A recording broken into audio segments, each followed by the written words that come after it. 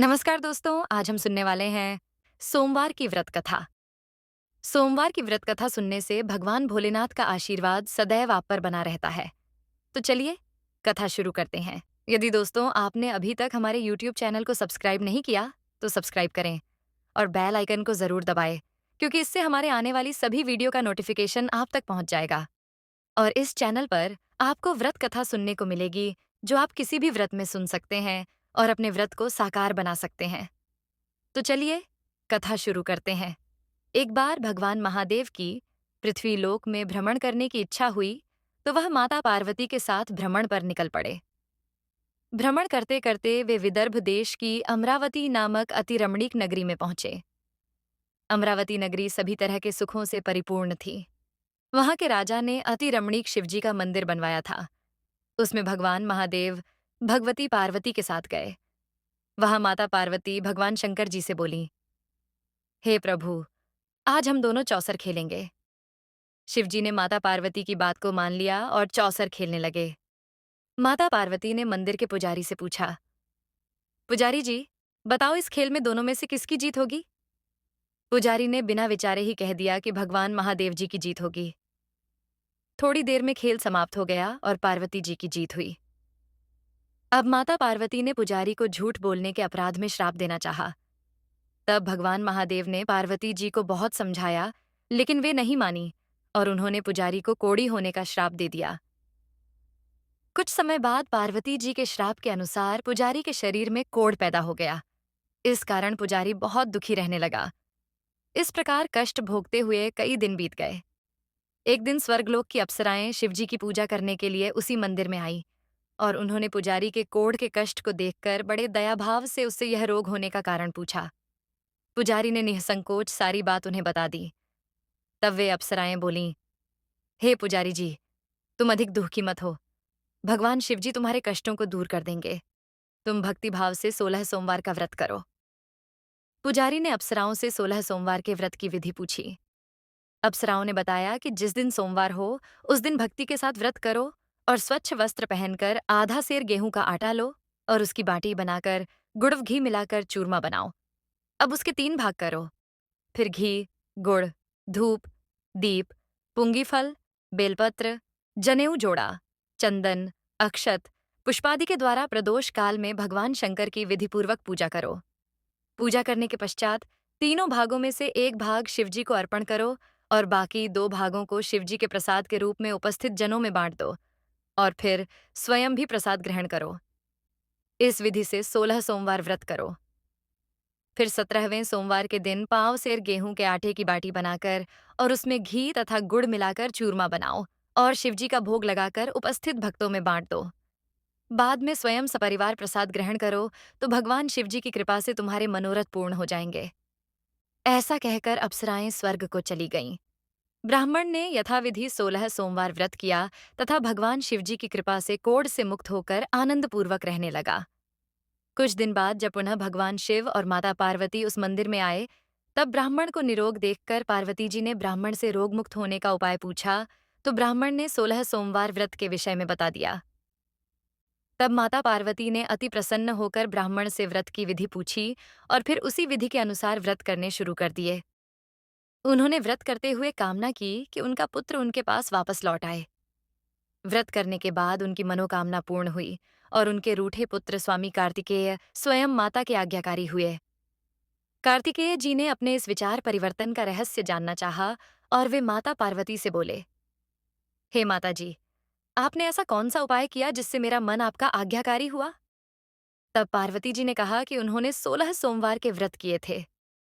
स्वामी कार्तिकेय जी बोले, मैं भी इस व्रत को करूंगा, क्योंकि मेरा प्रिय मित्र ब्राह्मण बहुत दुखी मन से परदेस गया है। मुझे उससे मिलने की बहुत इच्छा हो रही है। कार्तिकेय जी ने भी यह व्रत किया और उन्हें उनका प्रिय मित्र मिल गया। उस मित्र ने उनसे इस आकस्मिक मिलन का रहस्य पूछा, तो वे बोले, हे मित्र, मैंने तुमसे मिलने की इच्छा से 16 सोमवार का व्रत किया था। अब ब्राह्मण मित्र को भी अपने विवाह की इच्छा हुई। स्वामी कार्तिकेय जी से व्रत की विधि पूछकर उसने यथाविधि व्रत किया। व्रत के प्रभाव से जब वह किसी काम के संबंध में विदेश गया, तो वहां के राजा की लड़की का स्वयंवर था। राजा ने शर्त रखी थी कि जिस राजकुमार के गले में उसकी हथिनी माला डालेगी, वह उसी के साथ अपनी प्यारी पुत्री का विवाह कर देगा। भगवान शिव की कृपा से ब्राह्मण भी स्वयंवर देखने की इच्छा से राजसभा में एक ओर बैठ गया। नियत समय पर पूरी तरह सजी हुई हथिनी आई और उसने उस ब्राह्मण के गले में माला डाल दी।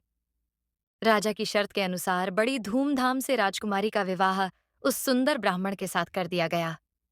राजा ने ब्राह्मण को बहुत सा धन और सम्मान देकर संतुष्ट किया। ब्राह्मण सुंदर राजकुमारी के साथ सुख से जीवन व्यतीत करने लगा।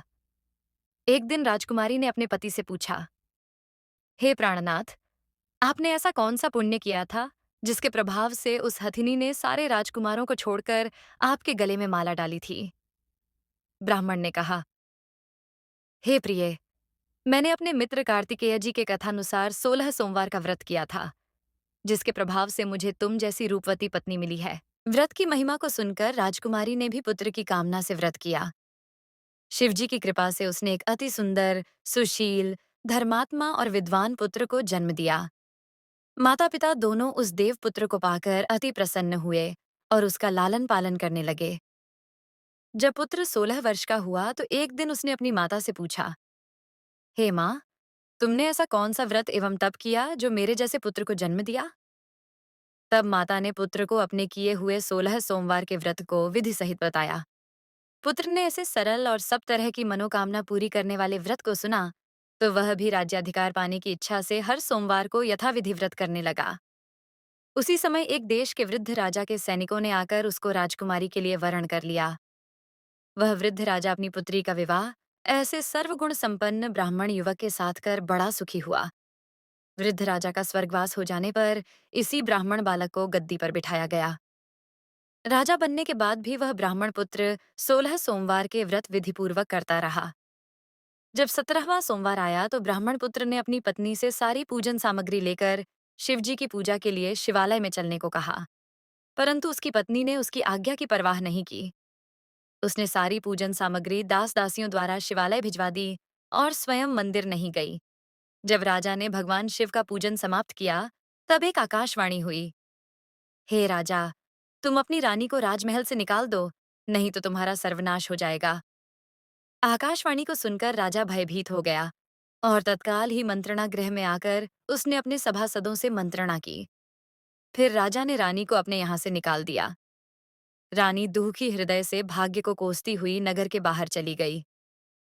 रास्ते में एक बुढ़िया सूत काटकर बेचने ले जा रही थी। सूत का गट्ठर भारी होने की वजह से बुढ़िया उसे उठा नहीं पा रही थी। बुढ़िया ने रानी से वह गट्ठर उठाकर चलने को कहा। रानी ने बुढ़िया के सिर से सूत की गठरी उतारकर अपने सिर पर रख ली। थोड़ी ही देर बाद बहुत तेज आंधी आई और बुढ़िया का सूत पोटली सहित उड़ गया। बेचारी बुढ़िया पछताती रह गई और उस रानी को कोसती हुई अपने घर वापस लौट गई। अब चलते चलते रानी एक तेली के यहाँ पहुंची तो तेली के सारे मटके शिवजी के प्रकोप से उसी समय चटक गए। ऐसी दशा देखकर तेली ने रानी को वहां से भगा दिया। इस प्रकार रानी बहुत दुख पाती हुई एक नदी के तट पर पहुंची तो नदी का सारा जल सूख गया। फिर रानी एक सरोवर में सीढ़ी से उतरकर पानी पीने को गई तो उसके हाथ का जल से स्पर्श होते ही सरोवर के जल में असंख्य कीड़े तैरने लगे। रानी अपने भाग्य को दोष देते हुए उसी जल को पीकर पेड़ की शीतल छाया में विश्राम करने को गई। वह रानी जिस भी पेड़ के नीचे जाती उसी पेड़ के पत्ते तुरंत गिर जाते। वन, सरोवर और जल की ऐसी दशा देखकर गाय चरात ग्वालों ने समीप के मंदिर के पुजारी को सारी बातें बताईं। पुजारी के कहने पर ग्वाले रानी को पकड़कर पुजारी के पास ले गए। रानी के मुख की कांति और शरीर की शोभा देखकर पुजारी ने सोचा कि यह अवश्य ही कोई किस्मत की मारी कुलीन स्त्री है। ऐसा सोचकर पुजारी ने रानी से कहा, हे पुत्री, मैं तुमको अपनी पुत्री के समान रखूंगा। तुम मेरे आश्रम में ही रहो, मैं तुमको किसी प्रकार का कष्ट नहीं दूंगा। पुजारी के ऐसे वचन सुनकर रानी को धीरज मिला और वह आश्रम में रहने लगी। परंतु आश्रम में रानी जो भोजन बनाती वह सड़ जाता, जल भर के लाती तो उसमें कीड़े पड़ जाते। अब तो पुजारी जी भी दुखी हुए और उन्होंने रानी से पूछा, हे बेटी, तुम्हारे ऊपर कौन से देवता का कोप है जिससे तुम्हारी ऐसी दशा हुई है? पुजारी की बात सुनकर रानी ने भगवान शिव के पूजन का बहिष्कार करने की सारी कथा सुनाई। तो पुजारी ने रानी से कहा, देवी, तुम सारे मनोरथों को पूर्ण करने वाले 16 सोमवार व्रत को करो। उसके प्रभाव से तुम अपने कष्ट से मुक्ति पा सकोगी। पुजारी की बात सुनकर रानी ने 16 सोमवार व्रत को विधिवत संपन्न किया और 17वें सोमवार को व्रत का उद्यापन किया। व्रत के प्रभाव से राजा के हृदय में विचार आया कि रानी को गए हुए बहुत समय व्यतीत हो गया है। वह न जाने कहाँ कहाँ भटक रही होगी। उसे ढूंढकर वापस लाना चाहिए। यह सोचकर राजा ने रानी की तलाश में चारों दिशाओं में दूत भेजे। वे दूत रानी को ढूंढते हुए पुजारी के आश्रम में पहुंचे। वहां रानी को पाकर उन्होंने पुजारी से रानी को भेजने को कहा, परंतु पुजारी ने उनसे मना कर दिया। तब दूत चुपचाप लौट गए और आकर महाराज के सम्मुख रानी का पता बतलाया। रानी का पता पाकर राजा स्वयं पुजारी के आश्रम में गए और पुजारी से आदरपूर्वक बोले, महाराज, जो देवी आपके आश्रम में रहती हैं, वह मेरी पत्नी है। शिवजी के कोप के कारण मैंने इसे त्याग दिया था। अब इस पर से शिवजी का प्रकोप शांत हो गया है, इसलिए मैं इसे लेने आया हूँ। आप इसको मेरे साथ जाने की आज्ञा दीजिए। पुजारी ने राजा के वचन को सत्य जानकर रानी को राजा के साथ विदा किया। रानी खुशी खुशी राजा के साथ महल में आई। नगर में अनेक प्रकार के बाजे बजने लगे। नगरवासियों ने पूरे नगर को तोरण बंधनवारों से नाना प्रकार से सजाया। घर घर में मंगलगान होने लगे। राजा ने अनेक तरह से ब्राह्मणों को दान आदि देकर संतुष्ट किया। याचकों को अन्न वस्त्र धन आदि दिया। इस प्रकार राजा शिवजी की कृपा का पात्र हो राजधानी में रानी के साथ सुखपूर्वक रहने लगा। भगवान शिवजी की कृपा से उसे एक सुंदर पुत्र हुआ। विधिवत शिव पूजन करते हुए इस लोक में अनेकानेक सुखों को भोगने के बाद वे दोनों शिवधाम को पधारे। इस प्रकार जो मनुष्य मनसा वाचा कर्मणा भक्ति सहित 16 सोमवार का व्रत पूजन इत्यादि विधिवत करता है, वह इस लोक में सारे सुखों को भोग कर अंत में शिव धाम को प्राप्त होता है। ये व्रत समस्त मनोकामनाओं को पूर्ण करने वाला है। तो इसी प्रकार सोमवार की कथा संपूर्ण हुई। यदि कथा अच्छी लगी हो तो वीडियो को लाइक करो और ऐसे ही कथा सुनने के लिए हमारे YouTube चैनल को सब्सक्राइब करें। धन्यवाद।